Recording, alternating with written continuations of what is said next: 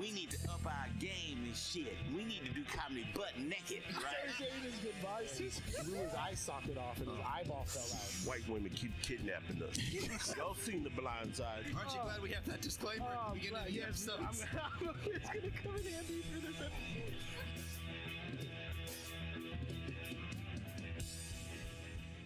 This episode of the Voice Party Podcast is brought to you by Rich City Rides. Ride further, ride together. Get your ride on with Rich City Rides. All right. Whenever what's up, you're everybody? ready. Welcome back to another episode of the Voice Party Podcast. I ain't never had a bed before. My bad. Wait, I'm sitting here with Black Joaquin. there it is. Black Joaquin, how you doing today, bro? I'm all right, man. How are you? You got a fresh fade, man. It feels weird without seeing you without the beanie. Yeah, I left it at home by accident. I'm not gonna lie. Like it's I on would my- too if I had a fresh cut like that. Hell yeah, me too. I would too. I definitely would. And it's crazy because I've recorded here with haircuts before and just I just never noticed it. uniform. Is it never? It's because I'm usually wearing a hat or a beanie or something, you know. On my right, I got the very funny Corday Snell. What's up, Corday? Hey, what's up, guys? How we doing? AKA Big Corday. Hey, hell yeah. Shout out to the X-Men 97. Hell yeah, we're going to talk about it. We're Yeah. gonna talk about it. Speaking of X-Men, we got the man in the ones and twos, Mr. Colossus. Colossus Phil. What's happening, honkies? What's up, Phil? How you doing? I'm tired. Tired? I'm tired. Yeah, I can tell. You're not exact. You're not the what's cracking crackers. Well, said that already. I think we're at that age where we're just never gonna not be tired again. It sucks. It sucks. Every day I wake up feeling like I forgot to plug my phone in. Like, you know when you put your phone on the charger and then you wake up and you realize it wasn't on all the way? Yeah. That's how I feel every That's morning how when I feel wake too. up. And usually I would be like, don't be like that. That's just, you're right, dude. Fuck it. It's every day. I don't say that, but I do feel like, my phone only gets charged up to like 72%. I feel like that's me. That's 72, and then it won't go up past. Like, it won't go past that. Be like, why is it not 100%? It only charges to 72. That's how I feel. I mean, you know it's bad when you're at that point where you're like, nap time was something else. Why did we give that up? Yeah. You know what? Also, it's another thing too. Is like sleeping. As far as restorative and whatever, it feels like you see when you're young, you just plug it in and then boom. Yeah. Now it's like you gotta angle it right so that it fucking gets the juice. That's how life feels. Like Got to stack it on top of something. You can't move it. 'Cause Yeah. if you move it don't charge. You gotta hold it like this so it charges all the way. And if not, you're fucked. Like you'll wake up with a crick in your neck. Oh, dude, the crick in my neck takes like 3 weeks to recover now. I was sick for all of February. It took me like 4 weeks to recover. Well, this has also been like the endless winter. It's been winter for like 13 months. It's been raining every time we've recorded here in this new studio. Damn. Which hasn't been like what 4, 3? 4 at this point. Yeah. Something like that. And but twice it's supposed in to be 1 month? springtime right now, God damn it. Was that? It's supposed to be springtime right now. It's not. You've heard the rhyme. Oh no! spring. I'm still. I still have the allergy blur. Yeah. Fucking- I mean, everybody's heard that rhyme. April showers bring me flowers. That comes from real life. That's true. Experience. Yeah. That's true. Yeah. So how you guys been, man? You guys, it's been a while since we've all been together in the same room. Yeah. We'll start with whoever wants to start and talk about there's been a lot. People have been doing a lot of crazy shows. Yeah. By people, I mean Corday. Oh, what have I been doing? How was it opening for Don't. Now that's the wrong road to start on, man. That's the wrong place to start. Corday Rawlings? Not that you was gonna say, not that you say something else, Corey Holcomb or something like that. But nah, Donnell, yeah. So that's what I thought you was gonna say. I'm like, I don't know. I was like, no. I wasn't even going there. Okay, that's cool. funny that you mentioned that. That would have That's been cool. funny. Ronell. Now you twisted me up. That's funny. Donnell. That's what I have a cousin named Ronell. That's the funniest shit. Because like Ronell, like, you know my cousin? Like, oh shit, hold up. Now. He lives in Vegas. Shout out to Donnell Ronell. Rawlings, you opened for over what was it, 2 weekends ago? 2 weekends ago, yeah. At the Comedy Store in La Jolla, right? La Jolla, yeah. How was that? Talk about that. Dude, it was fucking amazing, dude. It was amazing as hell. Got hooked up. through his people. It was a dope time. That happened because of the improv, right? That happened because of improv, yeah. So he liked you. He's like, bring this big boy. I think so. Or his people fucks with me tough. His people, like his the Rawlings team. Shout out to all of them. Nice. They was like, yeah, man. He was like, hopefully you doing some more shows, something like that. And he was like, oh man, we Because everybody tells you that, right? Yeah. When you open for them, like, Yeah. oh yeah, well, yeah. But this dude actually. Yeah, his team was like, oh man, he was like, hey, we'll try to like do some more shows. You cool as shit. Like, I'm gonna help you out, brother. Yada yada yada. I'm like, okay, cool. I'm thinking I'm hitting him up because I was like, hey, I'm trying to get some new merch. Can you make some of my merch? And he was like, oh, we actually need an opener for Donnell this week in La Jolla. And I was just like, but what about the merch? yeah.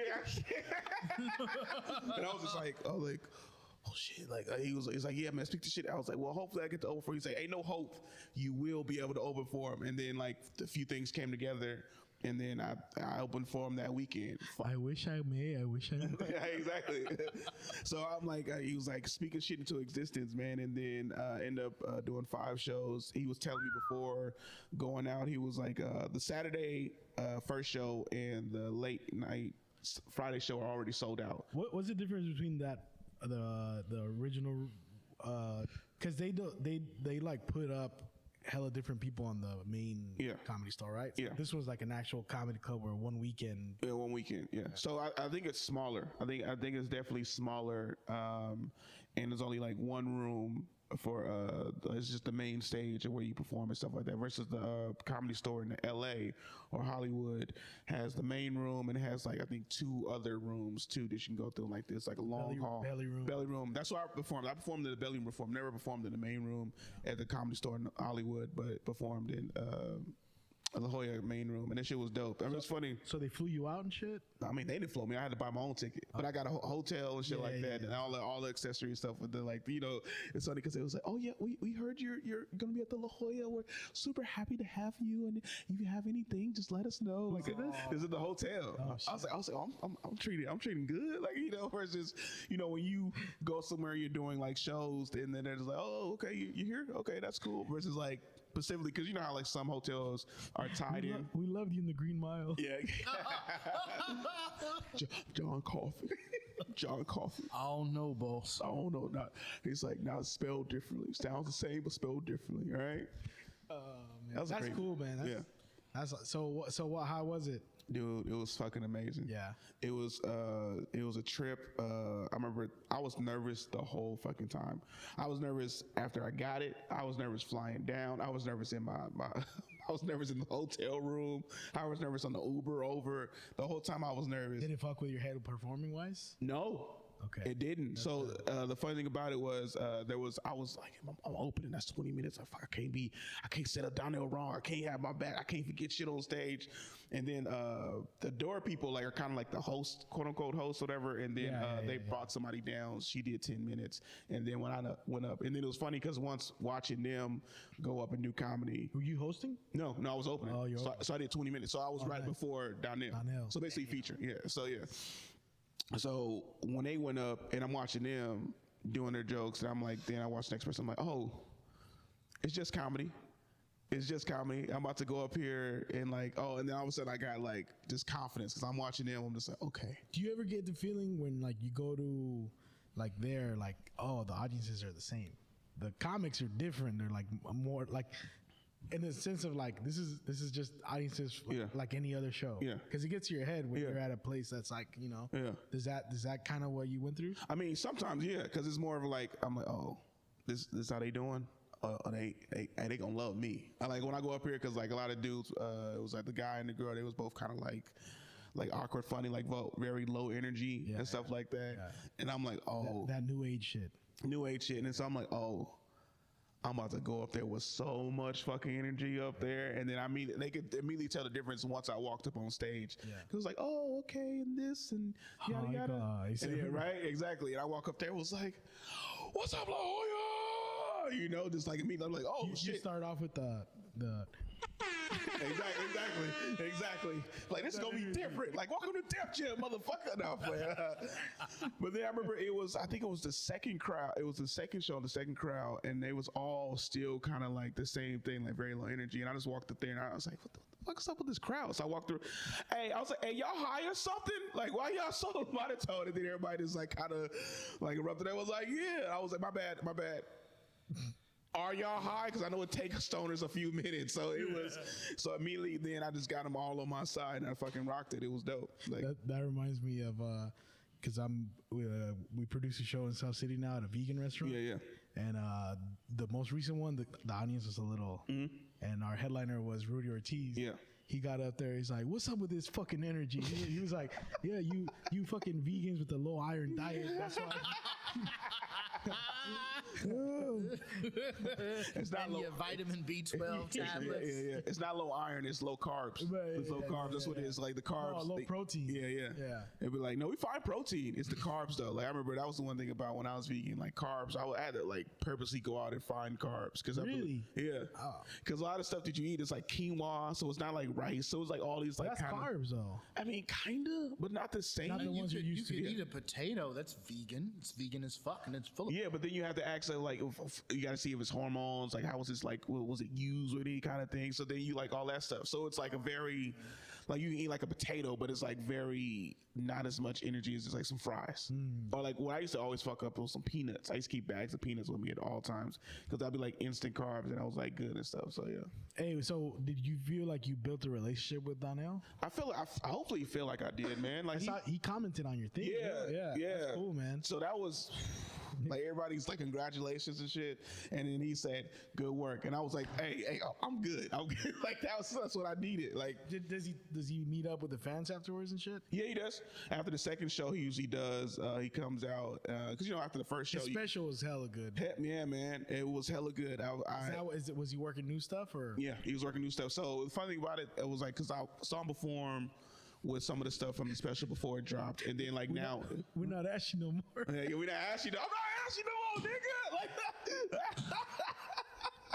yo. Have you seen? I don't know if anyone seen Donnell's new special. If you haven't seen Donnell's special, A New Day on Netflix from the Dave Chappelle Show, formerly known as Ashy Larry, he comes out and says, "I ain't Ashy no more, nigga." Like, Yo, I have honestly have not seen him since the Dave Chappelle show. I'm gonna check this yeah. check the special out, dude. It's funny as shit. People say like sometimes on shows, he outshines Chappelle.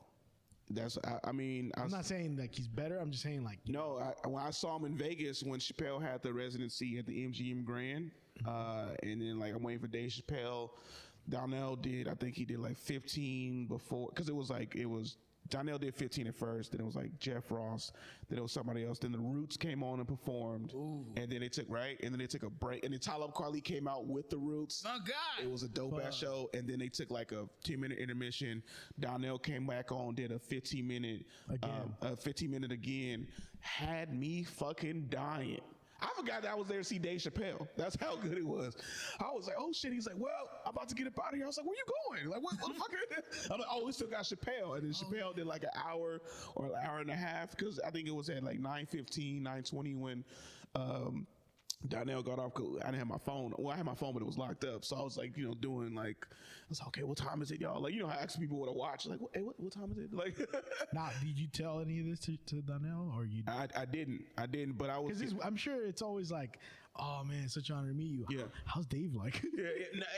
So what it is, because it's like the second time around, and I'm trying to talk to him more, but he's like, but not push it too much. Not push it too much, right? So I made it. I was like, I'm just gonna make it very easy on him. If he needs anything, I'll just go get it. Like, hey, Donnell, like, hey, I got some extra waters for you. Here you go. Hey, you want a drink or something like that? Like, oh yeah, go give me this. I'm like, hey, I know you usually walk up to a song. What song is? Do you still want to cue that up, or you want something different? Like, I know you have a few different songs.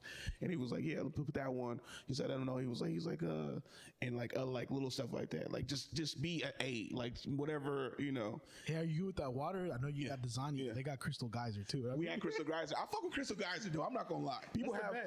That's to me. That's the best. People have like a bunch of different other shit. Like I think I had Voss one time. I was like, okay, this little fancy ass water, but Crystal Geyser is super simple to me. When I'm on a budget, that Nestle shit will do. Yeah. But Crystal Geyser is the go-to. But then he straight up told me, he was like, I don't like talking to people that much because I'm not a very like social person, and I think that was kind of like him like dropping his guard and like just talking to me straight up because like if like let me know your boundaries. about it, like, oh, you're not social. He's like, nah, not really, man. Like, I talk here, and I'm cool with people. But then, as he said that, he started talking to me more. We started talking about stuff like Chappelle's show, like the skits he was in. Because I remember asking him, I was like, hey, yo, when did you do Vlad TV? I was like, did you do that before San Jose or after? He was like, I did it before, a little bit before. I was like, oh, okay, cool. Because I was like, it dropped that Tuesday, like right around the special and stuff. He was like, yeah, we did the special. He said, and then I promoted it for like 2 straight weeks of just straight hustling and stuff, just doing a bunch of shit. He was like, because he was flying everywhere. Because I remember he was telling me the schedule. He was like DC, Atlanta, LA. He talked to you. Yeah, so he was talking about a lot of stuff, just catching up. So it was cool. It was a dope time. Then he was talking about other stuff that he wants to do, specifically in regards to other things. I was like, hey, Donnell, you don't do your podcast no more, right? He was like, nah, I don't. I was like, I used to always tune in because you just go live. Because he was like, yeah, I need to get back into that. And then so we was having like a discussion, like future plans, other stuff. And then just like, because he was talking about, it was either that night or before, where he was talking about his next special, or what do you want to do with it? Because he has like, when in San Jose, it was like his closer was like 15, 20 minutes about the Army. Well, I probably shouldn't have said it, but it was like his close was like 15 to 20 minutes. I was like, damn. Like, sometimes I was hosting at San Jose, so I'm like, fuck, I gotta go pee. And then he would start his closer, and I'm like, okay, I got 15 minutes. I got time. Now, did you do that thing other people do where it's like, oh, you don't do your podcast? You know, I got several podcasts I'm on. Let me tell you about. No, I didn't. You can't do that. I didn't at all. Yeah. Another comedian did. You shouldn't, but I know people who do that. Yeah. Oh, yeah. Another comedian did though. It's like, what you should do my podcast. And I'm just like, yeah, I'm not gonna say nothing. Yeah, you'll never see him again. That's what I was wondering. I was like, I ain't plugging my podcast at all. And I remember, only thing I tell him, I remember he was like, you do your podcast again? He was like, yeah. But like we started talking about it. I was like, I got a podcast. I know it's like, it's as I feel like it's just a way to talk about stuff and get clips out. And he was like, oh, okay. He's like, yeah, people telling me I need to get mine back up. I was like, you should, man. I tune in every time you went live. It always popped up in my feed. And he said he was doing it during the pandemic because he didn't have nothing to do. So he was talking about stuff. And I'm like, yeah, when you talking to people want to hear more from you. Yeah. People want to hear more from you. People want to just know you more. I was like, because you dope as shit. You funny as fuck. Real quick on that subject, for people maybe listening who getting opportunities, what you shouldn't ask or say in a green room? That's plug your own podcast. Plug your own podcast as an invitation or whatever. Like, you should be on my podcast instead of asking. Yeah. Saying, hey, yeah, come on my podcast. Instead of like, hey, would you be down? Would you be down? Which is not bad. That's not a bad thing, but like, hey, I like, set it up. Like, hey, how do you feel about podcasts? Hey, you do my podcast. Yeah, exactly. It's like, yeah, it was like, because it was like, Cordy, you should be on my podcast, and like, Donna, yeah, come do my podcast with me and stuff like that. And it's like, I should come do it. Don't bring people. Don't. Oh, that's the. Oh man, like. So I was that would seem to be like a huge faux pas. Yeah, I was in somebody backstage. I was in a green room the other day. Yeah, I don't want to say where or whatever. Yeah, and then someone was like, "Hey, can I bring someone from the audience to the headliner?" And I just sat there and watched both of them, like the facial expressions change. Like, do you know this person? Not that well, but she wants to come back. Yeah, no, she wants to come back. Of course she does. Of course she does. No, that's etiquette. That's unprofessional. Oh man. Yeah, because also Donnell had people popping up too. So it was like, that's the one thing about when it comes to me and dating. That's the one scary thing about. I always think about, like, if I bring my girl there, she's gonna want to come in the green room. If I might open it for a headliner, and I'm just like, nope. No, you can wait outside. Yeah. Because like they don't. I think feel like people always, and dudes will bring. It's like in wrestling, the locker room or whatever. You don't want to bring partners or kids. You don't bring partners or kids. And Donald had his kids there. It's his room. So it's his room. So he had his kids, he had his family, he had other people. Then also people don't understand that you might have to change or just coming down from the show or getting mentally ready for the show. And you don't want to have a random stranger. I don't even know this motherfucker. Like, who the fuck is this? Can I get a picture with you? Yeah, kind of like just messing up all the energy, the routine, and everything. Like you might need to go go out, get some air, and then this person, like, now they see you, so they heckling. I'm like, look, I just want a picture. I just want a picture. Like, why you can't give me a picture? Like, well, you're an asshole. And it's like, you wasn't supposed to be here in the first place. You don't want to be locked up with a fan. Yeah, exactly. Yeah, no. Yeah. So, And do you give them space when you're in the green room? Like, oh, yeah. I gotta go. I barely talk. Yeah, I can't leave it. Yeah. Like, I wasn't there for a bit. Like, how you doing? You good? Yeah, man, I'm chilling. Okay, cool. I'll sit there for about 5 minutes. I'm gonna go outside. Hey, you need anything before I go? And then I would just bring waters in or like ask me if you need a drink. That was about it. I ordered a burger at the Improv when I was doing that thing for Felipe. Yeah. And then I just it got taken to there. Yeah. And then his boy was like, you can sit down and eat here. I was like, no.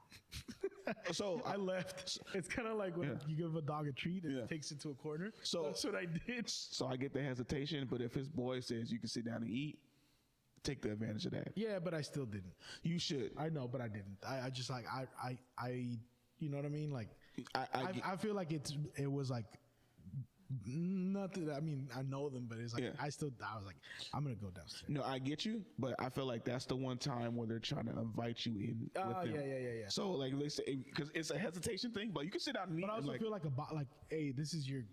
If you need to take off your pants right now, that's your room to do it. You know, like to fucking change or whatever. I mean, that's how I feel. Like, you know, that's why I ask, is like, you know, can I bring someone from the? I mean, but I know the anxiety is getting there, but I say you should take advantage of that. Yeah. Because that's the time. Maybe the third or fourth time, you know.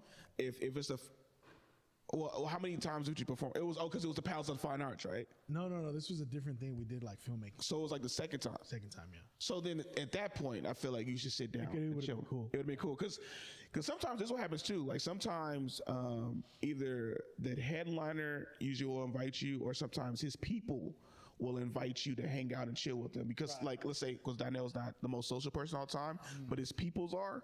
So if his people's hey man, come hang out with us, come chill. Yeah. That's them helping you because sometimes his people can vouch for you more, or sometimes the headliner's people is kind of like push off. His people brought you there. Yeah, exactly. So then that's how you get in good with like that's what's called Team Rollins because it's like him and his team and it's like it's dope and So he's got a big ensemble, huh? no, not really. No? It's like 4 people. If that, yeah. So it's not big, but it's like that's why it's like it's cool. But then he has like other people working behind other scenes. Yeah.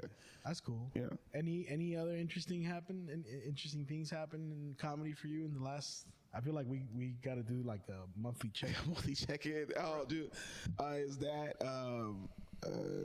Donna Rollins? Then I did Baltic Kiss on Monday. I thought you was gonna show up. I thought you was gonna show up on Monday. So just for the record, I think we mentioned it on that episode. I'm a co-producer of that show. Okay. But I won't be there every time. Okay. But yeah, I mean, I was in the group chat because I'm co-producing it now, and you know, helping bring people. Yeah, I was gonna talk to him all day, and then he didn't show up, and I was just like, "What the fuck, dude?" I know. I was like, Same with Brian. I was like, "What the fuck you doing?" Did you feel catfish? I did a little bit. Well, because like Steven wanted a Richmond guy to help him co-produce it. Yeah. And I was at another show in Oakland. Okay. So you know. Okay. Yeah. Makes sense. Yeah, but that was a cool little. It's an upcoming like you know, it's gonna be a workout room. Yeah. Kind of like especially for Mondays. We're gonna do Monday mics there. Like Copper Spoon. Do that show and Karen's show before it. Yeah. Oh, you did Karen show too? No, I did not. Oh, it's all clean. Whatever. Can you do all clean? Yes. Would you? No. Why is your face changing? Because I didn't like it when I did her show that one time. Oh yeah. Because I remember she kind of gave me some shit one time about. You said something dirty. No, I didn't. It was that she said I flaked on her before. She's like, "Don't flake on me again." And I remember I was exhausted when she was telling me to do the show, but she had changed the time I was going to do her show like 3 straight times, and the time I didn't. You never check flake. Yeah, I flake sometimes. Can I say something? Go ahead. Go ahead. I recently was vouching for you to headline on a show. Oh yeah. And the guy was like, I heard he flakes. No, I not flakes. Yeah. He flaked on someone. Yeah. The day of. And I was like, Well, because most people don't know, like, if I'm flaking, it's usually I'm flaking. 1, it's probably my job, but 2, above my job is that, like, you don't flake often. I don't flake often. People are listening. I don't flake often. Usually, if I'm flaking last minute, it's because I'm worried about, because I have a condition where I have a conversion disorder. It looks like seizures to most people, right? So like I have to worry about, is my rest at the level where I could function that night and then the few days after. So if I flake last minute, because sometimes my job is stressful, or like I'm not getting enough sleep from like shows, You have sleep apnea too. and I have sleep apnea. Just for the record, people with sleep apnea cause a lot of accidents on the road over the years. So thank you for flaking. Yes, thank you for getting all the rest you need and not hitting the streets. So I had got to, so I was supposed to do a show in Chico, which is like 2.5, 3 hours away, right? 3 hours away. And then I had just got back from work and I was already exhausted from work. And then now I had to drive 3 hours there, and I was supposed to drive 3 hours back. And I was like, there's no way I'm gonna get there and back safely. Yeah, no. And I was like, Let's just take a nap in your car. unless I took a nap in my car. But I'm like, by the time it said if I left right now, I would get there. I think the show started at 7:30. I already got there at 7:12. And that's not enough time to unwind. Yeah, especially after a long fucking drive. Yeah, and I'm just like, oh, I can't do this. And then I'm like, fuck, I gotta. And then what time is the show gonna be over? Like 9 maybe, or like 7:30, like to 9. And I was like, hey, fuck, I gotta drive back, so I'm gonna get back at maybe 12. 1. I just did, because we just did it, and we left. We had to leave here at 4. Yeah. To get there at 7:30. Yeah. Shows at 8. We got back here at 1:30. Yeah. That's And it was just me. I wasn't carpooling with nobody. Oh yeah, no, I'm carpooling. Yeah, so because I'm going up to do Chico. Exactly. And it's like, yeah. So I'm like, it's just me. So I had to flake because I was like, either one or two things are gonna happen. I'm gonna go up there, be exhausted while the show, then bring up some energy to get up there, or on the way home, it's gonna be shaky the whole time because I'm being physically exhausted. Or then probably what's gonna happen, like let's say if I do all that and I get home, the next few days I'm probably out of commission. I'll probably have to call out a few days because that's how bad it gets for me sometimes. Like if you ever notice, like sometimes you be like, "Are you coming?" I'm like, "Nah, I don't know." Like, or when like last minute I change my mind, it's because I thought I was good in the moment, but I'm serious in need of sleep. So that's why it's dangerous. So it's dangerous. Like I cancel or flake last minute is literally because of health reasons. Because before, I would never cancel on stuff. And then I would end up, like, you get so bad, like, I would end up in the hospital. Yeah. For like a few days. Or kill somebody. Dude, stop. Because I got hit by somebody one time. No, I'm saying you did that, or you could. Well, I got hit by somebody and got thrown into No, I know. I'm just saying, or you could fucking fall asleep and kill somebody, like on the road, you know? Yeah. That's not, or kill myself. I don't. This is a dark turn. I know what it's This is a very dark turn. Speaking of dark turns. Yeah, exactly. Speaking of dark turns, yeah. Safety. Speaking of dark turns, there's been a lot of interesting things in the in like film shows lately. Anything new you guys have seen? I know you're falling asleep right now. Your eyes are red. What? I am not nodding off. We're talking. Sleepy J is not here right now. We're talking about falling asleep. You are not. Your eyes are blood red. You are not in danger of encountering Sleepy Well, J. I'll tell you what. There's actually something I want to ask you guys. Okay. All right, I've been thinking about this for a while. So, I was doing some research for script I'm writing, right? And I went down to YouTube rabbit hole. Script he's writing. Script I'm writing. We went down to YouTube rabbit hole. We've all been there, right? Yes. I found this one podcast. I don't remember what it's called, but I could look it up. But I must have watched like 4 or 5 clips they posted because they were talking about like how Prop 47 destroyed California and how corrupt Gavin Newsom is and how we pay the highest taxes out of any other state, but we get very little in return thanks to bureaucracy and corruption. And it's all things I agree with. I'm like, yes, you're preaching to the choir. But I still ended up clicking the don't recommend this channel button because even though I agreed with it, it's all negative stuff. And it's going to just fill your thing. I'm tired of constantly seeing things that are just going to piss me off and frustrate me and put me in a bad mood. So I was going to ask you guys, have you guys ever or currently just been at the point where you're just burnt out on negativity? Oh, yeah. Yeah, that's why I look at big booty bitches on Instagram. But even that, no negativity there. Even that can get like after a while, like it does. I'm like, I can see a little, well, you get tired of anything, really. Yeah. Even like too much positivity sometimes. Oh god. I can't think of any specifics off the top of my head right now, but I can tell you that there have definitely been times in my life where I felt like I was in a space where certain things were just too negative. You know what I mean? And you just get to a point where you're like, man, like, you have to decompress and compartmentalize sometimes because it could be, something going on at work. It could be something going on with folks that you know. And I don't mean negative as far as like, yo, my relative is dying of cancer. It's more like, just dragging down on like bashing everything and that sort of thing. People that can't say anything nice about. Yeah, anything. like I went so far as I deleted the Facebook app off my phone. I keep Messenger so I can talk to people, but I'm just tired of my feed being filled with like Karens and crime and people behaving badly, and I'm just like, I will say this though, like I do because YouTube's like that, where like I wanted to watch one review of Late Night with the Devil that just came out, and then it filled me with hella YouTube videos of them doing reviews of that film. And it's like, all right, I kind of seen them all already, and I seen the movie, and it's like I'm tired of that now. And now, like the other day, I was watching some true crime shit. Now it's like it's filling me up with true crime shit. See, I don't like my wife. Comedy. Like my wife will watch true crime, and that's just never been my thing. Like my wife will be like, oh my god, this woman ate her children, and I'm just like, I don't want to watch this shit. But and then like last week, I wanted to watch every once in a while. I like to rewatch certain specials. I wanted to watch John Panette. Oh yeah, and then like nay, and then it just filled up like with 4 of his fucking specials, like back to back, like of his interviews. And it's like, all right. So sometimes it gets a little annoying. Well, even with like YouTube, like you guys know that channel Cinema Sins, where they do everything wrong with this movie and. Like they used to be, I used to watch the hell out of them, and even that, I'm just kind of sick of it. There's another channel called Cinema Wins where they do the opposite. They're like everything great with this movie. I love that way more than the Cinema Sins. Speaking of that, I was sending him these horror shorts that I've been watching. People do horror shorts like out of their fucking asshole. Sending me some shit. Hey, he started it. That's why. I did not start it. You sent me some horror thing? No. I was like, oh, yeah?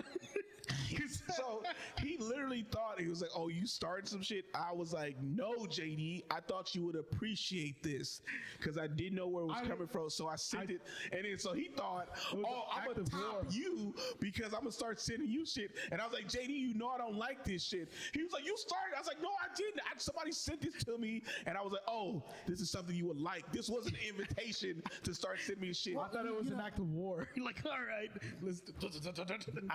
I would have, if I didn't know you, right, I would have assumed like you're like, oh, this is something that you thought was really cool that you sent me. Let me see if I could also find something cool for you. But it was kind of like that a little bit. Like, you think this is scary? Check this out. I thought he was like, this is him trying to like we're gonna bond. Yes, like this is a dialogue, a discourse. No. A dialogue. No. I thought this is a new dialogue you wanted to start. And I was scared at like 7:30 a.m. and I was hella mad. I was like, JD, you know I don't like this shit. He was like, you said the first one. I was like, no. That was like, hey, I know you like this. Because I was like, in my head, I was thinking, I send you big booty Latinas all the time. You don't send me one back, or occasionally, or then we always send like comedians. Yeah. We send each other comedians and we talk. I think he sent it to me when I was feeling like, yeah. Okay, you into this now, Corday? No. Okay. I got so scared. I got so scared watching. You're like, he's finally seen the light, or rather, the darkness. Welcome to my world. Yeah. Because here's the thing. It was like literally a guy. Okay, but they were fake. That's why I figured you were. No, dude. I think my imagination creates all that and it's real. And then I have a staircase, and then I start creating scenarios where there's, oh shit, this could actually fucking happen. They're good. And I was but yeah, they're real good. They're good. They're good and scary. Like him. Right? This dude, it's all him by himself in his house, and like he props up like mannequins. Oh, I think you sent me a few of his clips, and where it's like my grandfather's. Yeah, that one. And it was, I was like, oh my gosh. And it's like just like so very little whatever, and it gets you. Like I was like, damn, that's. Yeah, I admire that he's able to squeeze that much on a phone, short clip on a phone. Fuck him. All right, fuck him. That shit is scary as hell. I'm not sending it again. For horror fans, check that guy. What's that guy's name again? I don't know, but I'll find it. There's a bunch of them like that though. Yeah. Speaking of horror, I know you haven't seen Late Night with the Devil? Not yet, but it is on my list of things to see. Man, you haven't seen Late Night with the Devil? You're the only one here who has seen it. God, tell us about it. What's your review? All right, but it's I'm gonna be honest, like, and this is what a lot of people say about it, and this is what I think about it. It's the first time I've been to the theater in a long time. Usually I'm disappointed. I'm disappointed with horror because the last horror movie I went to see was Exorcist and Talk to Me. Trash. Both of them trash. This one, it is starring David, the creepy guy from the Dark Knight. Yep. the guy that gets He's one of the asylum. He has like the creepy guys smile. That get arrested. Yeah, Dude, He was Polka Dot Man in Polka Dot Man, the Suicide Squad. and then Brilliant. also in Ant-Man, he was the little friend in Ant-Man. Oh yeah, he was one of the Yeah. one of his buddies. This is his first like lead role, like actual lead role. And first of all, it's a Shudder film. I don't know if you know Shudder. I'm very well of Shudder. They're a Yeah. subscription based platform primarily meant for horror. Right. The Netflix of horror. I was telling Phil, like, this is like it's a super low budget film. When the movie starts, it's usually Columbia and that's it. Mm-hmm. There's like fucking 10 different studios. Because they all put a little bit of money into it. It took forever. I was like, when the fuck is this shit starting? Companies. And it's a found footage film, like kind of like the Blair Witch. And it starts off like they set it up like the whole like devil thing is like not. I don't know how to explain it. It's a good film. I feel like we could have made this fucking film. Sure. Like they use old ass special effects because it's set in the 70s, and the fucking concept of the movie is like basically like how much you willing to sell your soul for views. Yeah. And that concept right now, That theme definitely fucking hits. I remember Today. you was telling me you was gonna go see that, and I was like, I would definitely go see this movie because it correlates with fame, and then you said how much you would sell your soul to get fame, to get fame, or to keep it, So I'm like going down that whole thing. I'm like, this late night TV show star. He's has a good show, but he's competing with Johnny Carson. Yeah. And Carson keeps spanking him in the viewership. Yeah. So he joins the Bohemian Grove.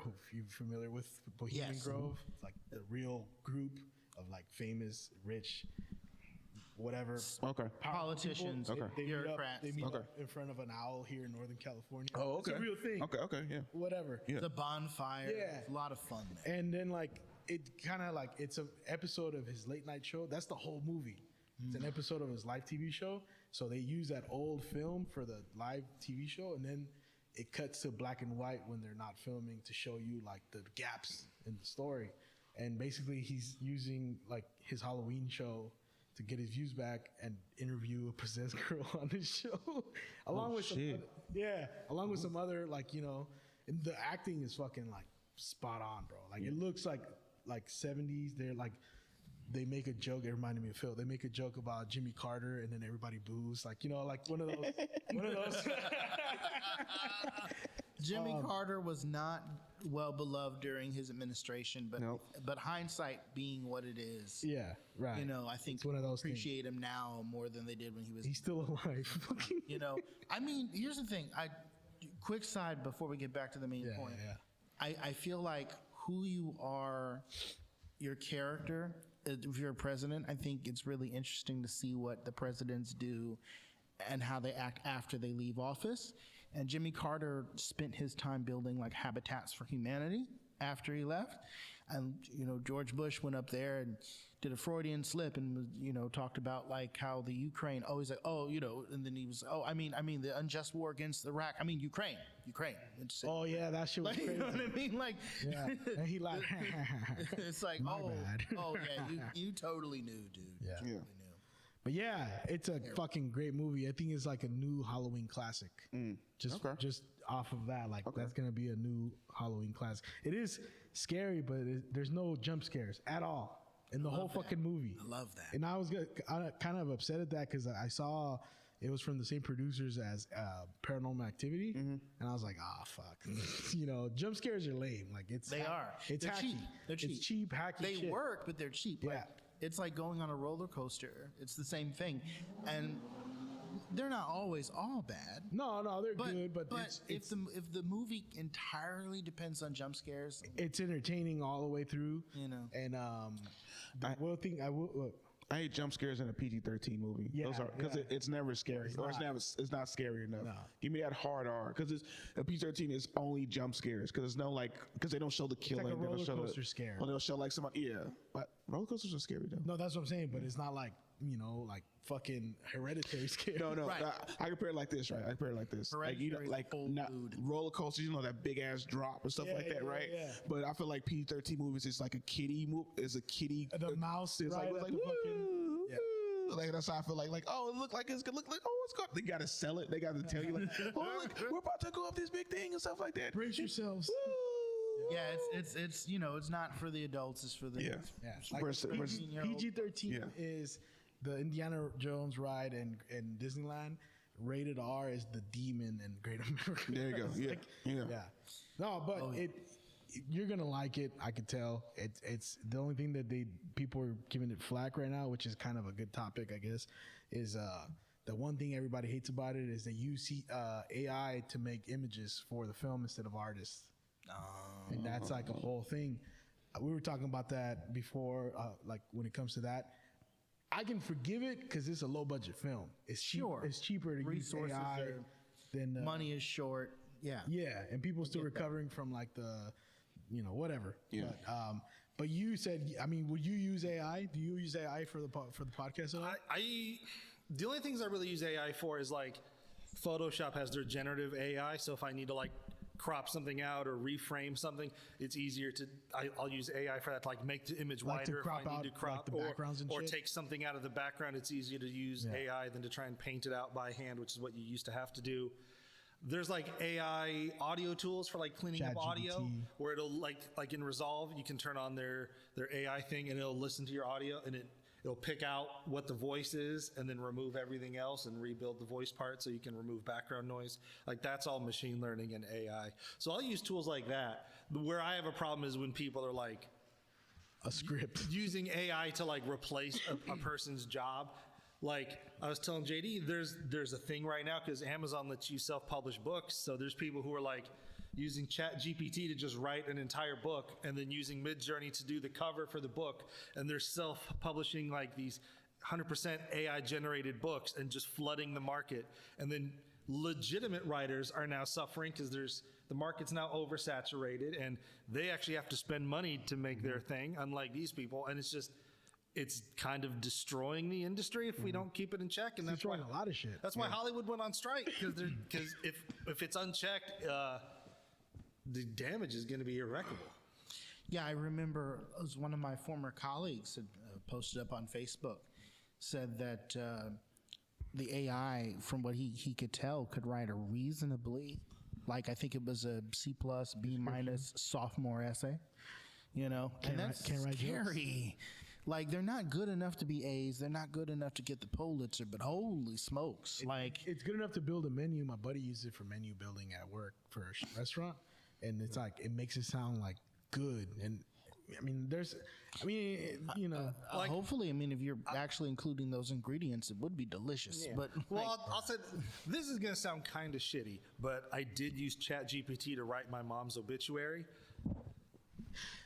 I can see that. That's Just because me and my mom didn't have a great relationship, and nobody else in the family wanted to do it. Everybody was like, "Phil, you do it," and I was like, "I don't." But you still got to enter some things, though. Yeah, I ended up tweaking some stuff, but like 95% of it was all ChatGPT because I'm just like, I can't do this. All right, we can edit this part. it kind of reminds me of going to get birthday or Father's Day cards from my dad, and how like difficult of a choice that is, because it's sort of like, well, all the cards say things like, growing up you were always there, and I remember when you used to take me to baseball. I was like, none of this is true. I just look for something that goes, hey, I'm glad you're alive, or you're my dad, or happy Father's Day, or whatever. Keep it simple, I'm great at picking out cards. It takes me about 2 minutes, and I can find the most thoughtful card because I quickly like read them, and I'm like, or you know what I hate?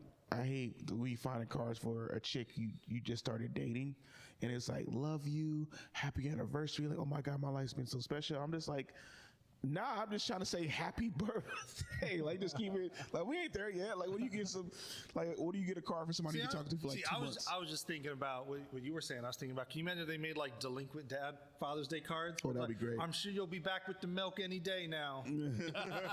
Line must be long at the liquor store. I'm glad you finally got your cigarettes 17 years later. Do you know what I used to do though? Father's Day would roll around. I would look for. Sometimes I would get like a Father's Day card directed to a dad, and then like cross out the dad and write granddad, and like because that more applied to them. Yeah. Definitely. You know. Definitely. I've never given anyone a card. Now that you guys Are you mentioned. serious, dude? Yeah. Are you weird? The fuck is up with that? How's that weird? That's weird, dude. No, I know that. No, yeah, because you're the weird one not doing it. Of course not. Oh no, I gave gifts, but I've never given a card. Like That's One like, up. There we go. I don't know. I just I think it's awesome that you give gifts, though. I want to highlight. Yeah, Not yeah, everybody yeah, gives yeah. gifts for things like Yeah. Mother's Day and Father's Day. Some people just a card. And dads, let's be real. Like when you do get a Father's Day gift, what is it? Like a tie half the time, right? In media. machete. I gave my dad know? a machete once. He appreciated that. JD, We're Mexican, bro. Can Come you on. imagine if you invited somebody over and they were just like, "Hey, where do you keep all the cards I gave you?" That yeah. Are you supposed to hold on to those? Yeah, I mean, there's meant to be. I mean, everybody's different. I suspect my grandparents held on to all of theirs. They're like in a box in storage somewhere. I hold on to it for at least like a year or two. A year or two? Like, because birthday, like you hold on to it for like a long period of time because you like look back on it and read on it. So yeah, I hold on to it for like a bit. Like I get a Christmas card, I put it up on the mantle, and it stays there for like till January, February, and then like Oh, okay. See, You know? we never did it in my family like that. That's why. That's why, like, are you looking at me like, where's this guy from? Well, 'cause you said I never given out a card, but then you said I give out gifts. I'm like, okay, well that's. Oh yeah. I'm like, okay, I thought you didn't. that's better. Yeah. Yeah. But then I was still like, well, you give a gift and a card because usually like who's it? Because it was like, here's a gift, but like who's this from, and then the card says who's it from. See, I don't do I cards would just anymore write it on either. the wrapper. That's what I do. I wrap everything and then I just start Yeah, reading the big there old you go. letters. That's me. You know, like granddad. Yeah. It was. I was always taught you need a card. Like what That's I guess like the custom's different. Like if I didn't bring you a gift, okay, I'm barbecuing for your birthday. Like shit like that, you know? Yeah. Barbecues are essential. They're fucking great. You guys didn't. Almost all of you didn't see Quiet on the Set. Nope. Yeah, we talked about that. I never really watched Nickelodeon, and I feel like because the guy from Dragon Ball Z just died, I never watched Dragon Ball Z, so I always felt left out. And then just to hear all this shit on the show about Well, some of it, like, because we did a whole episode talking about Jeanette Jeanette McCurdy's McCurdy, book. yeah, That's what she she talked about some of the stuff that was in definitely, there. yeah. So some of it, like, I had heard already, like Dan Schneider not being allowed around children towards Jesus the end Christ. and having to give notes from his office where he had to direct monitor feed because he couldn't be around minors anymore at that point. yeah. Are you aware of this? Yeah, I'm aware of it. I've Like, heard I- the news. I thought you said your name was Kurt. Good Burger. Sorry. Well, see, I was telling JD, like, Oh, they're in like that. with Good Burger, it's going to be hard for me to watch Good Burger because Dan Schneider was the manager of the Good Burger. And the other guy was And in it then too. the other guy, the guy who orders a Good Burger with nothing on it, and it's like, that's what I gave you. And he's like, no, you gave me a bun, just He a was one of the bun. users. Yeah, you said you wanted nothing on it. shit, I didn't know That guy is Brian Peck, who's the dude who diddled Drake Josh and went to jail for 16 months. And the whole time we think Mondo Burger was the villains. The whole time it was the manager and the guy. Yeah. There's 3 villains in Good Burger then now. I never saw Good Burger, so I know. There is another documentary that came Corey about out to quit the show, JD. a few years before. I think it's called like Nickelodeon, the Slime Years or something. Yes. Like that. And I wanted to see that. I haven't seen it yet, and I kind of want to watch that first before the heavy burden of like the messed up undertones of the other documentary.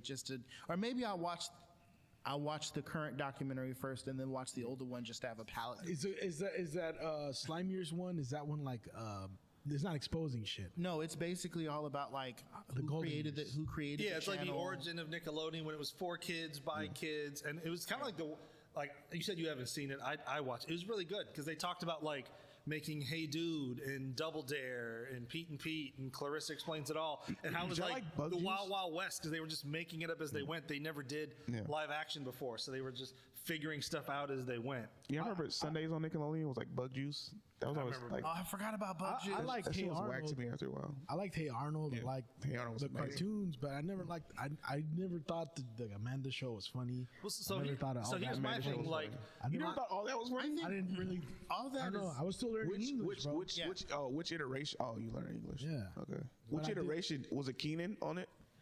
I like think Keenan and so. Kel? Yeah, I think so. That was like, and I was young, so I was still learning. See, I watched The Simpsons though, and I liked The Simpsons. I didn't understand what they were saying all the time, but I found it funny, you know. Well, what I was gonna say is like when I was watching Nickelodeon, it was in like the early years. So it was like when Rugrats was new, when there was Double Dare, when Yeah, there was Pete I and remember Pete. that.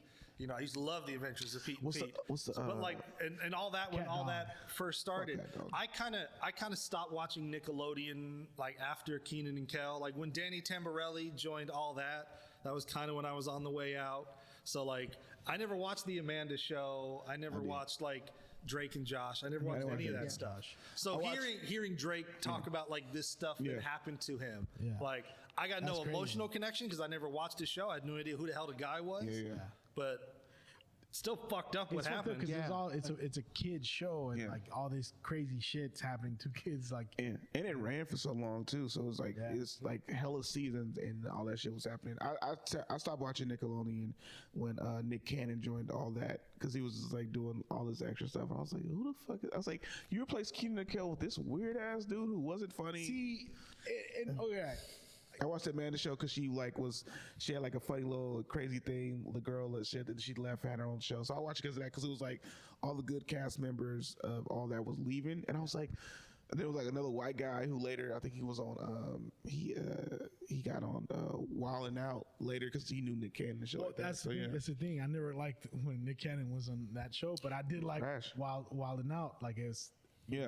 I remember watching that in my teen years. Yeah, Like Wild 'N Out was good because like I remember Cat Williams was on Wild 'N Out. Cat the Williams best years. was like he was Corey Holcomb, Yeah, Corey Holcomb was on there. Yeah, the white dude that is now on SNL. yeah, Matt Rife. No, way before that. Oh, I know. Yeah.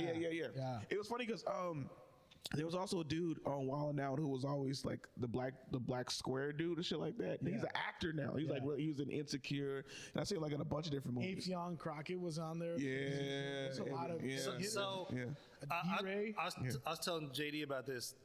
Keenan was on some talk show. I don't watch talk shows, so I just saw the clip on YouTube. Yeah. He was talking about a bunch of stuff, Yeah. right? But they asked him about the quiet on set thing. He said he hadn't watched it because for him it's very like personal, like that was his childhood, and like from what he said, like Dan Schneider wasn't really involved with Keenan and Kel, so he didn't have none of the experiences other people did.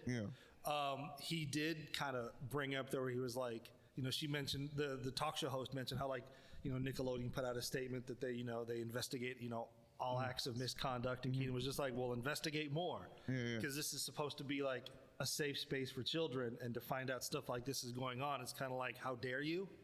So yeah, it's also like right now there were people mentioned like with the whole Drake Bell thing. There was actors mentioned that were that wrote letters in support of the guy that was which is like what Ashton Kutcher and Mila Kunis did for the other guy. Yep. And everyone But gave this them is- shit for This it. is a little different, and I'm not saying we talked about this. It's a little different because this happened 2001, 2002, and it was James Marsden, the guy that plays the Cyclops in the first X-Men. It was like the mom on Growing Pains. Yeah, Will Friedle. Will Friedle and Ryder Strong from the Boy Meets brother, World. and Sean from Boy Meets World. And but then I listened to the podcast they did about that, where they were like, "Hey, this was our homie. We didn't know." And this is like Will before Friedle, internet, you couldn't just Google, like So they were also young, and this guy's like, "Hey, I didn't do it. Can you write a letter to the judge?" Yeah, and Will Friedle on the Pod Meets World podcast was saying how like we wrote these letters. We're sitting in the courtroom. We didn't know what actually happened until we were sitting in the courtroom. Yeah. So what he told us happened is not what actually happened. Yeah, he basically they all got finessed to write a letter in support of the dude, and the dude only got like 6 months. He got 16 months for 11 felony counts of sex with a minor, or sexual acts with a minor, and then he got out of jail and immediately got a job at Disney Channel. That's privilege. When you got rich and powerful Hollywood people. Now he got charged with the verdict. He actually they gave him guilty on all those counts. Yeah, he was found guilty on 11 felony counts of sex acts with a minor. He had to register as a sex offender, He and should then have been under the jail. And then he went to go work in Disney for. he got a job at Disney Channel after he got out of jail. And then he was working on Zack and Cody's Sweet Life. So He should have been. it's one of those things that like. If the whole point of prison is, well, not the whole point, but one of the points of prison is, in theory, to keep those of us who are, moral and upstanding away from those who most likely will recommit again, regardless of whatever. And when somebody's been committed to that many counts, there's there's obviously a pattern and a habit there. And to my knowledge, there's no psychological treatment that they can be given to like curb that, like psychopathy. So so I'm like, lock them up and throw away the key in order to protect these children. That's incredibly disturbing on so many levels. What's even more disturbing is I can look it up and send it to you guys if you guys want to follow up on this, because I don't remember all the details, but they were trying to pass a bill to increase the punishment for like child molestation and pedophilia and stuff, because right now it's like a slap on the wrist, and they were trying to make it like a super felony where it's like life in jail. And I don't remember which senator, but it was some Democratic senator blocked it because they were like, it's fine, don't worry about it. The punishment that's already there is harsh enough. Yeah, I the way you just turned it into a Democratic, like it's not both sides. Well, because to me, the whole idea that how can you defend that, and how can you say, no, it's fine, we shouldn't make it worse. Like, fuck pedophiles should not be a controversial statement. No, not at all. It's just how you turn that political, what the fuck, Phil? It's like, that's always it was like some senator didn't pass. If you said some senator wouldn't pass it and stuff like that, and it's like terrible. If you mentioned Democrats, there's many examples of the South and Republicans. Was it a senator or like a House of Representatives? I don't remember, because it's been like a year since I read the article, so I got to go back. So it could have been a House Representative. It wasn't a Democrat. It was somebody. Could have been an independent. I agree with the whole like sentiment of absolutely. Yeah, let's cut off their thumbs, something like something. But but it is crazy to all this stuff's happened, and like the guy Taron Killam, who's on SNL, got mentioned. He's one of the ones that wrote. And if you go to his IG, the fucking comment section, it's like they blocked it already. But it's like, how could you support that guy? And all those actors that got mentioned, if you go on their IG, the people that just watched it are flooding the comments. So here's where like personal bias kind of comes in. When they were going down the list of people who wrote character witness letters, they got to Jason Marsden or James Marsden. I was like, oh man, fuck Cyclops. How could he defend this person? And then they mentioned Ryder Strong and Will Friedle, and I was like, well, hold on, there must be more to the story here. Sean and Eric would not do such a thing. Hold on, I feel like I know these guys. Let's not jump to conclusions. It is, I mean, I'm not saying names, but it is a trip as to like where you can find out someone did some horrible shit. Yeah. And it's like, God damn, like I was not aware. I gotta get what you were saying. But I was like, what are you talking about? Why are you looking at me? Just happened recently. This happened recently. I get what you're saying. And rest assured, like, if I knew someone was in some sort of law proceedings, and I can honestly tell you that from my point of view, I don't believe this person was capable of this crime, or, you know what I mean? Of course I'm going to sign up and be a character witness for you. You know what I mean? Like, no, I don't think this person was. It is tricky, though. It is tricky. And like, it depends on how close I am. If I'm really like, if I've known this person a long time and it comes as a shock, I'm probably going to be the first to be like, no, this is a stand-up individual, blah, blah, blah. I'm going to be shocked, because when you're close to somebody, your emotions can outride your logical thinking of, well, let's see all the facts come in. I got asked to do that once, to write a letter for like whatever character, what would you call it? So, for a character reference, for the court, for homicide, but it was like self-defense. Self-defense. I didn't do it in time, but I also kind of was like, I mean, but I don't know the full details, you know? And it's also someone that, like, I don't want to say who it is, but like, I was like, I don't know. But then I heard the news, and it was like self-defense, murder, like I think it was like on the border of gang related, but I also didn't know all the details. So it's like, I don't know. I had to write one once, and here's the deal, right? He was some It was more of a white collar sort of a scam crime, but this is something this person had done years before I caught up with them. This is years before I met them. When I met them, they were a responsible and loving father. Like, they were going to school, they were holding out a job, and they were doing volunteer activities for charity. So this was not the same person that had done that years ago. That was behind them. So I gladly wrote them a character reference because I think that depending on like the nature of the crime and the nature of the person, like the point of prison for most crimes, I feel should be rehabilitation. This guy's already rehabilitated. He's done the work. You know what I mean? So I'm like, hey, I wrote the character reference, and I'm like, of course I understand you've done what you've done, and laws are laws, but I wrote it from an honest statement of what I knew him to be at the time and what he had been doing since. Damn, this whole time he was friends with Mark Wahlberg. I did not know that. I did not know. Do you believe like once someone serves their time, that's it? I think it depends on the person and what they have access for. I think Depending we on have the crime problems. too. Depending on the crime. I think we have some problems in that, you know, in other countries, you do your time, you go out like Sweden or France or whatever, they treat the prisoners a little bit differently, depending on the crime. You go out into society, there's no black marker against you getting a job or getting opportunity. You have fair opportunity. Out here, it's in a lot of states and what have you, depending on what state you're in and what you have access to. Like, we had the wonderful fire department situation for our previous guest, right? Yeah. But like, that's not the same in every state. In some cases, you know, it's, oh, you committed this crime, we're not going to hire you, you have to disclose it. And if we're trying to, you know, eliminate some of the sources for crime, not allowing criminals to work is only going to drive them back into crime. Ex-criminals. You know, well, I mean, sorry, ex-criminals. Hey. You know what I mean? You can always go work construction though, no matter what kind of record you Good point. Good point. So some of them are like, it's either that or back to crime. That's how you know construction's hard work. Yeah. They'll take anybody. Yeah. You know, but I just think that it shouldn't be that way, because it's like, yes, I robbed a grocery store. I personally did not, for the record. But I'm just using that as an example. But I'm out now, and I wanna go straight. And they're like, the world tells you, no, you can't work here because you robbed a grocery store. What do you? Baskin Robbins always finds out.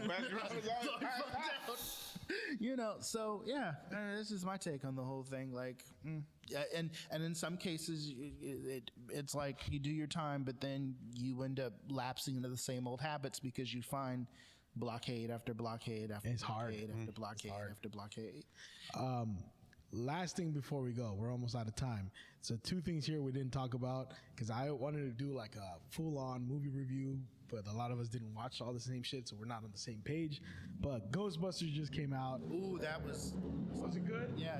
I was gonna say I enjoyed. Sorry. I was gonna say I enjoyed Frozen Empire more than Afterlife. Really? Okay, I gotta watch this. I gotta watch both. I never these. watched Afterlife. I watched Afterlife. It's good. You have to watch Afterlife to understand what's going on in Okay, this got it. one. Is But it the this same- one, like everyone says that like it feels like an episode of the Ghostbusters cartoon, the real Ghostbusters, and it does. Did like, you ever watch? Sorry, is this one with the kid from Stranger Things? yeah. Yes. Okay, got it. Okay. Yeah, and Paul Rudd. It's all the characters who are introduced in And, Afterlife. Afterlife. But what happened with the girl one? Is it like a whole different thing? They're ignoring nobody it. see that shit. They decided they were going to do it right this time. Yeah, exactly. Well, what's, Girl well, what- wasn't bad. Well, so here's what's fucked up. I don't know if you Paul, guys right? kept up with this. Yep. We'll throw you. When the girl Ghostbuster when the trailer for that one dropped, Yeah. it was like the most disliked Most trailer disliked, in the yeah, most history of disliked. YouTube. What Sony was doing as like damage control is they were removing comments that had like legitimate concerns and just leaving like the misogynistic ones. That way they could turn around and blame all the backlash on, oh, well, people just don't want to all. It's because it's all girls. That's why people are mad, because it's all girls. But people said it was good. Like, It was good. I want to clarify. good, yeah. I went to see this, like Phil actually took me to took go you on see it your because it's my birthday, birthday.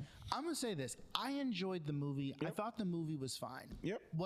It's no secret on this podcast that I'm a huge nerd. And did you know? I really No, I really that one of French the, cut tells me something different. one of the caveats that come with being a nerd is you love the idea of not missing potential opportunities. In my mind, the way that they should have done it was, since they bothered to bring the original cast members back in as cameos, have them be the original Ghostbusters passing the torch. And they said, no, fuck that, we're not doing that. And I'm like, why? Why? This just makes so much sense to have it continue on into the thing. And with the new movies, they did that. They totally were like, the new cast is here, and they're their own thing, but also old cast course correction is like, you know, we're here to pass the torch on. We're retirement age. They're playing with those themes very great, and I'm like, yes, that's what I mean by it's a small thing. Who's the ensemble this time though? Paul Rudd, It, kid from Stranger Things. I can't think of the name of the lady that plays the mom, but I can't either. the young man from Stranger Things, And then there's a girl. and then the girl. Now, the one thing I would say about quality between the two movies, the Afterlife and Frozen Empire, real quick. This is a small, not small gripe. So the young lady in the film, in the first movie, the one that's the granddaughter of I don't want to spoil anything, but there's an autistic character in the first film. And she reads as autistic, very, as somebody who works with autistic children. But then in the second movie, she's so much more like neurotypical, like she's, you know, not fully on the, it's Kick like it up a notch. they've made her a little more neurotypical in this film, which isn't a bad thing, but it feels like, you know, kind of like they dropped the characterization of the first movie. And that would be my only gripe, is kind of like, well, I think part of that is Afterlife was supposed to come out in 2020, and then there was the lockdown, and so the film got like shelved for 2 years before they finally put it out. So by the time the film comes out, she's much older than she was when she shot it, and now it's even longer before they make this film. So because of that age difference, I think that also played a factor into it too, where it's like, well, she's 5 years older now than she was when she shot Afterlife. Yeah, but I mean that the condition doesn't go away because of age. Like I have a student. No, I have a student I've known since 5th grade. I'm not saying any names, and he's advanced a bit, but the verbal is still rather limited. And granted, it's a spectrum. So like not every behavior set is going to be different. It's going to be different for everybody. But for the most part, there should be some things in the character's writing that should remain true. Like the actual symptoms. The not picking up on social cues and all that sort of stuff. They did that perfectly in the first film. And she's still supposed to have those challenges no matter how old she gets. It's not like a skill you could just like get better at. Right. You know, there are skills they can learn, but like that's one of the hang-ups.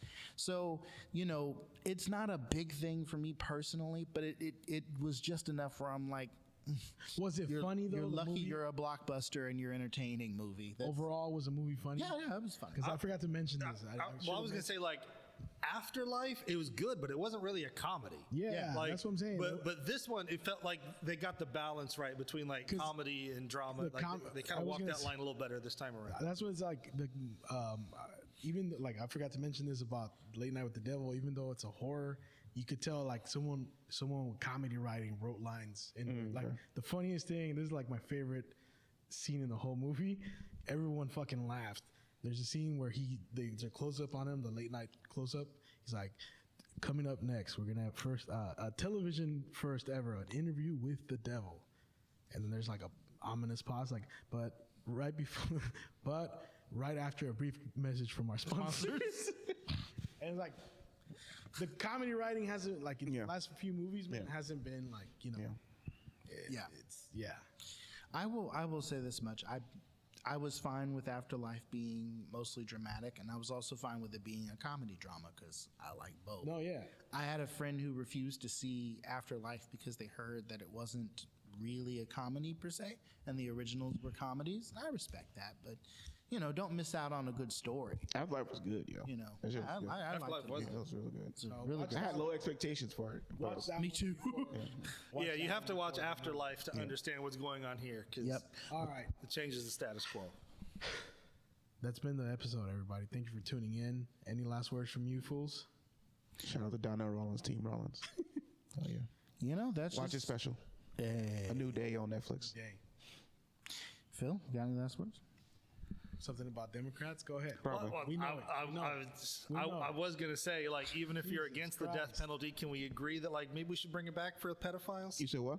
Even though some people are against the death penalty, can't we all be on the same page that You know, maybe the it death should penalty apply was to created in pedophiles? California by Democrats. Did you know that? It was. I Did you mean, know that? even a broken clock is right twice a day. You talking about Republicans, man?